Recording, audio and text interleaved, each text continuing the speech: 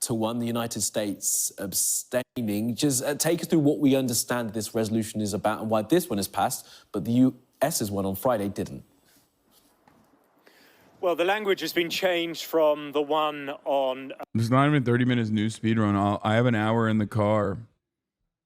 I'll cover the news in the car.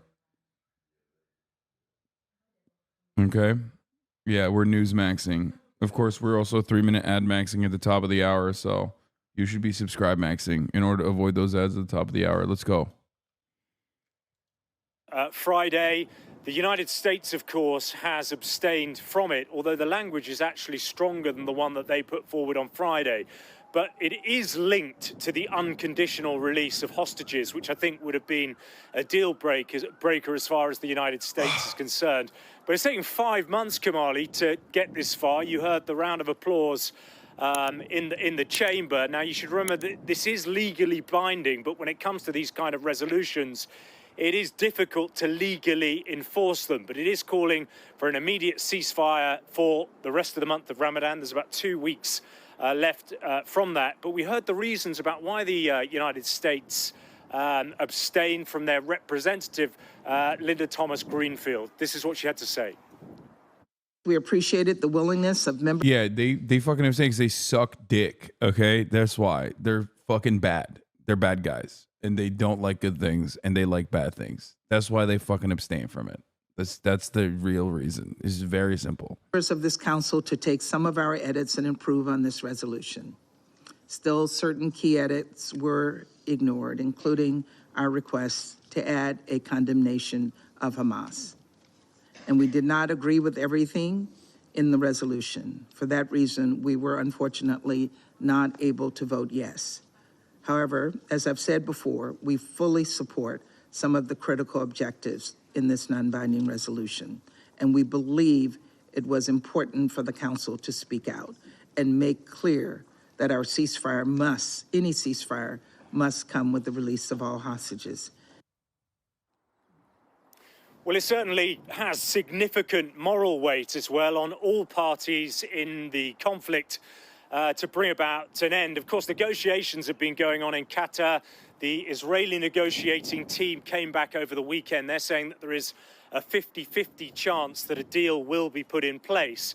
But of course, the ceasefire, the UN resolution, the weight really, the global consensus that this needs to come to a stop and build up to a more permanent ceasefire is becoming much greater. And that's because the humanitarian situation in Gaza is deteriorating all the time. The number of people who have been killed is rising astronomically. And also the UN is warning that... I can't believe the anti-Semitism coming out of the United States Security Council. The UN Security Council is fucked up, boys. They did it again. They did it again. Saying, hey, Israel, cut it out. At least during Ramadan. Crazy stuff. Real big stuff coming out. I mean, the fact that the United States abstained from it is actually important instead of vetoing it, which was what they've been doing for the past 5 fucking months. I guess like it is now officially gotten to that point. Hey, maybe in another 5 months when we get like 60,000, maybe 100,000 dead Palestinian children, the United States will potentially go, hey, Israel, we actually think this is bad and wrong. Cut it out. We are no longer abstaining from a UN Security Council vote. We went from veto to abstain to full blown. Are you wearing that? That's insane. Oh, these are actually your pajamas? Oh, I thought you were wearing that to the fucking... Wait, where the fuck? That's crazy. Here, come show your gear. I don't know. I look at everything is jerry-rigged. Okay, everything is jerry-rigged here. Because like this, because I couldn't. Yeah. This is Alex's camera, I think, or yours. I have a full sandwich as well. You don't even need to have it. There's I bought heaps. I bought heaps of Sammys, mate. I bought heaps. A frozen ham sandwich?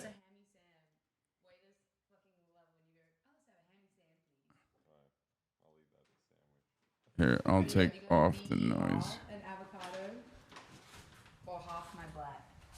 We'll have a BLE. Oh, wait, that's yours. That's bacon, egg, and Ooh. radish. I bought a bunch, yeah. I bought like 2 of Thank you. almost everything. And cold brew as well. If you You want can some. stay. You can stay for longer. Yeah. Oh, thank you. It's free from you. It's a better schedule as well. You finish at 3 p.m. And you got the whole day for honestly. Yeah. I'm gonna go get ready. You're probably leaving by the time I'm getting ready. Yeah. You guys going to the beach later? What are you guys doing? Yeah. We're gonna go snorkeling. Snorkeling. Okay, well let me know.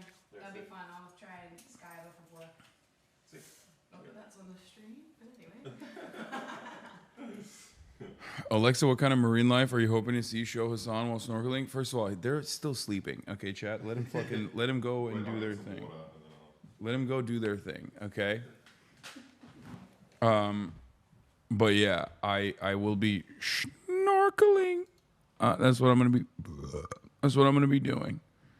Okay, I'm gonna put the noise gate back on, and we're gonna continue with the regular old broadcast. Let's go. That there is the imminent threat Yeah, I of burped. starvation, Fuck off. particularly in the north of Gaza, unless a ceasefire comes in, and the amount of aid being delivered is not ramped up significantly. Within the last hour, the Israeli Prime Minister Benjamin Netanyahu has said he will not be sending a delegation to Washington as a result of this vote. Well, standing by for us now in Jerusalem with a bit more on that is our senior reporter, Catherine Norris-Trent. Catherine, good to talk to you. What more can you tell us today about the Israeli reaction? Hello there, Nadia. Well, Benjamin Netanyahu, the Israeli Prime Minister, is said to be furious that the US failed to veto this resolution calling for a ceasefire, and he acted quickly, immediately, pretty much putting out a statement saying that that delegation of senior Israeli officials, which had been requested by Joe Biden, the US president, to travel to Washington, D.C., to the White House for talks, to listen to the US proposals for an alternative to an all-out ground offensive in Rafah.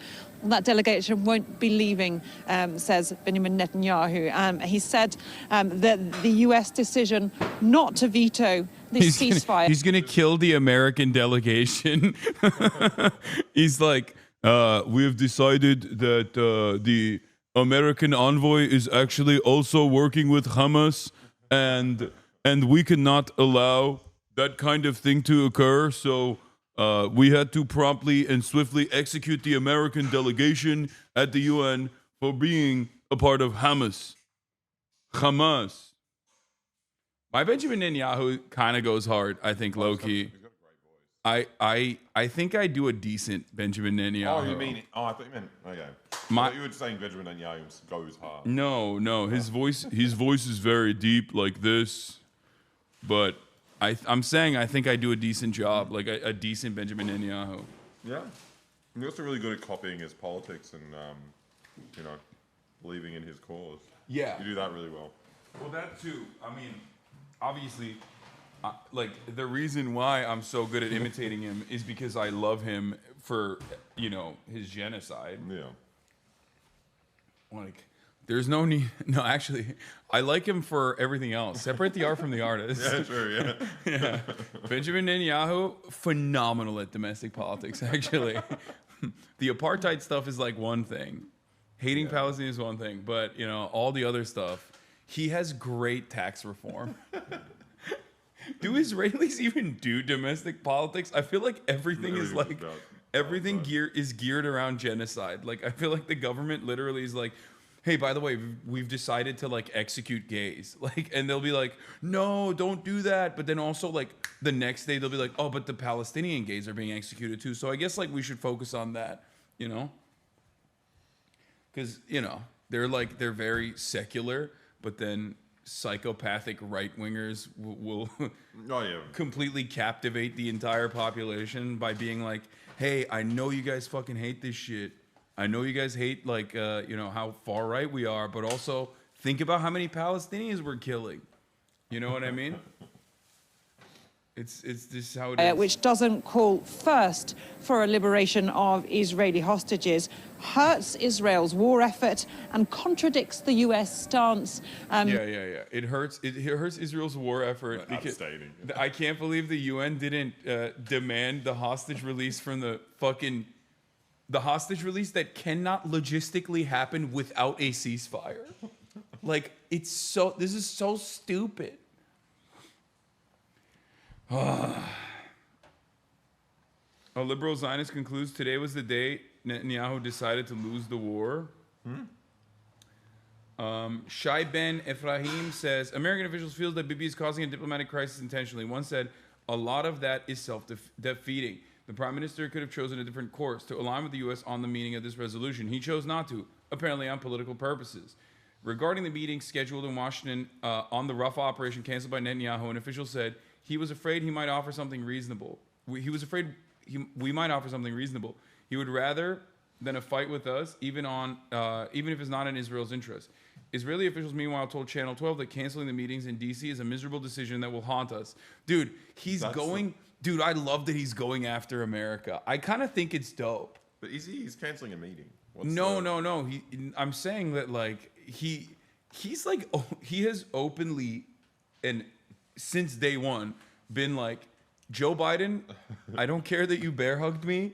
Fuck your mom. Like, Joe Biden will come out and be like, no, we love a two-state, Jack. Like, you know, we got a Palestinian state. Joe Biden calls him annoying in private or something. Well, you know, whoa, dude. Are we allowed to say that?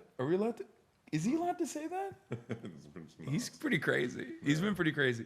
No, what I mean is, like, Joe Biden will come out and be like, listen, Jack, you can kill every Palestinian child, but one day there will be a two-state solution. And then Benjamin Netanyahu will be like, no, there won't be. Like, the next day or like 3 hours later. Bro, they had Anthony Blinken go to Israel to be like, do not invade Rafah. Do not invade Rafah. I'm telling you right now, you're out of your fucking mind. If you think you're going to invade Rafah and have this be like not a massive fuck up, you're insane. Don't do it. Israel, while he was in the meeting, took over a historic amount of hectares of Palestinian land. They seized like 800 hectares of Palestinian land while he was in the meeting. He got out of the meeting and they're like, what do you think about, you know, your administration has said like settlements are bad. And while you were in this meeting, like they took over, you know, the most amount of Palestinian land. And he was like, yeah, that's bad, I think. I don't really know. Like, they're doing that on purpose. Like, they're openly, Benjamin Netanyahu is openly saying, like, I don't care about America. Like, they're going to keep giving me money. They're going to keep giving me the guns. Does Anthony Blinken care? Like, it's a strange, I don't know. I think there's a realpolitik of it where I do think that like Israel's actions of this magnitude is reflecting poorly on American power. Right. It shows like that we have no control over our own attack dog. You know what I mean? So, and I think that it definitely like it is moved beyond like, oh, this is really hard to like do PR around. Oh no, too many Palestinian children dead. Like that kind of looks bad. Like I don't think that's the point. I think there's a larger problem here, which is that the rest of the world is looking at America and America's rabid attack dog and going, "What the fuck? You can't even rein your shit in. Like what's wrong with you? Why do you keep giving them guns? Yeah. Like why do you keep giving them more weapons as you simultaneously are saying like, don't fucking do this?" And I think that is the problem. It's a hilarious situation. That's outside of all the death. It's just like yeah. They have no control. Yeah, it's completely. But they have to keep supplying. Yeah.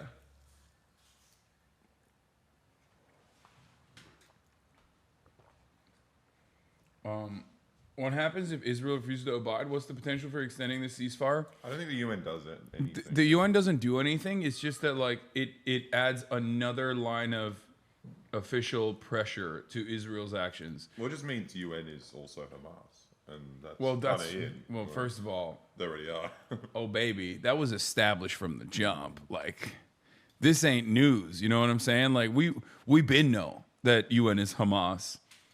My favorite official, the UN envoy, Gilad Erdogan had said sorry, I was just looking at my Twitter DMs because I don't have Twitter on my phone, so I just that's the first time I actually end up seeing Twitter. When did you stop? I think I literally DM'd you on Twitter like the first like a month ago, I think, at this point. Yeah, that's nuts. It's so much better for my brain to not be on it on my phone. Like, I'm obviously always going to be on it for work, but like it just feels incredible. Well, you're a genius. I got a notification the other day. It was like, in a month, my phone sends me like my usage stats, and it said I used it for 2 hours while driving that month. I was like, that's impossible. I never drive. Just revealed you committed a crime. Yeah. Yeah. Arrest them, officers. Constable. Get him. Oh no. That's all we said. He did the constable face. He will never be arrested. Yeah. They're like, oh, it's one of us. Yeah. Carry on, sir. Federbich's tweet is completely unhinged. He's a foreign actor at this point. Check him PC. Yeah, I don't know what the fuck's wrong with that guy's brain. Well, we do know what's wrong with his brain, like literally. but like he got the one specific stroke that makes you like insanely pro-Israel. That's what happened. They hit him with the heart attack gun, and my boy stroked out and was like so unimaginably pro-Israel after that. I don't know what happened. That's been there at the United Nations Security Council and with regard to Israel since the beginning of this war. Netanyahu said that this was a clear retreat. The US has since hit back and denied that, saying this does not represent a policy shift. But in some of the words that Netanyahu's been putting out already since this UN vote, you can see just how dismayed, angry he is. That shit, he says dude. It gives Hamas hope that international pressure will allow for a ceasefire without the release of Israel's abductees. So it's just laying bare once again the rift between the Biden administration and the current Israeli government. Joining us now to talk about Trump's deadline in New York tomorrow and much more, New York Congresswoman Alexandria Ocasio-Cortez, a Democrat. Congresswoman, thanks for joining us. So 5 years ago, as a brand new member of the House of Representatives, you grilled Trump's former fixer, Michael Cohen, about whether Mr. Trump had lied about his finances for tax purposes. Attorney General of New York, Letitia James, says that testimony directly led to her office's fraud investigation. I don't care about this shit. Unless, like, where's the actual Gaza stuff? Because they hyped this shit up like she's talking about Gaza, which she did. She called it a genocide. Whoa, that's so brave. I mean, it is, for American politics, it's pretty fucking brave, to be fair. Like, bro, in America, when you say that, they kill you. They don't kill you, but it is low-key kind of wild. I'm not lying, I just talked to my therapist. She finally convinced me to delete X. I'm less depressed now. Congratulations.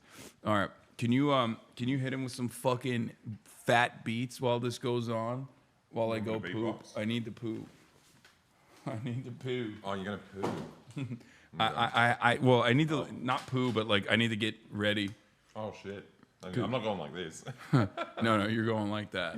Okay, we'll do. We'll take in the Republican conference. You know how to do it, right? You government funding bill this week on Friday. Republican Congresswoman Marjorie. Within the last hour, the Israeli Prime Minister Benjamin Netanyahu has said, "How did I even do that? I don't even know, bro." I pressed this. Oh, you went back. Oh. Joining us now to talk about Trump's deadline, in who looks at what's going on with Donald. And I actually, dude, who gives a fuck about this? That's for I think that here. You gave a very forceful speech on the House floor Friday about the humanitarian crisis in Gaza. You called on President Biden to cut off U.S. military aid to Israel. I think we have a clip of part of what you said. Let's roll that. If you want to know what an unfolding genocide looks like, open your eyes.